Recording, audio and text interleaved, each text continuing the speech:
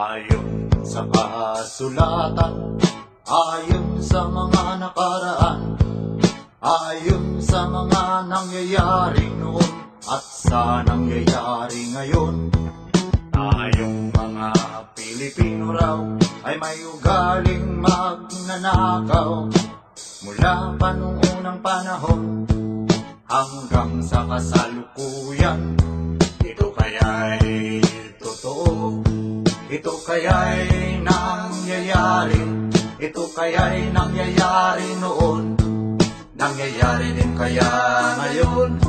Ito kaya'y dahil na rin sa ating katamaran, hindi tapat sa gawain at sa iba'y nakikinabang. Tingnan mo ang iyong sarili, suriin mo ang iyong ginagawa. Ikaw ba'y isang magnanakaw, ang taong mapagsamantala? Hindi nagpapapawis, hindi lumuluha, ginagamit ang galing sa hindi tamang gawa.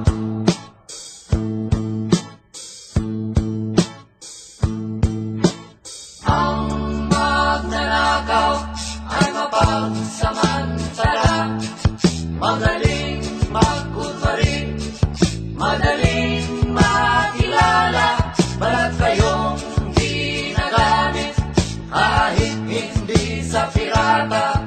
Magnanakaw pa rin ang nakikita sa kanya.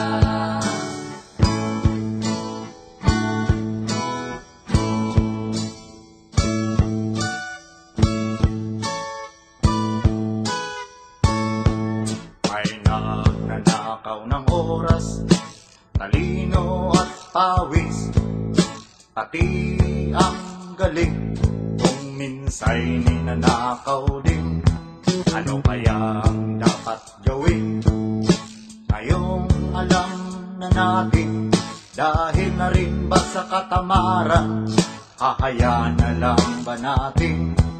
Tingnan mo ang iyong sarili, suriin mo ang iyong ginagawa. Ikaw ba'y isang magnanakaw, ang taong mapagsamantala? Hindi nagpapapawis, hindi lumuluha, magnanakaw ng oras, galing at pawis.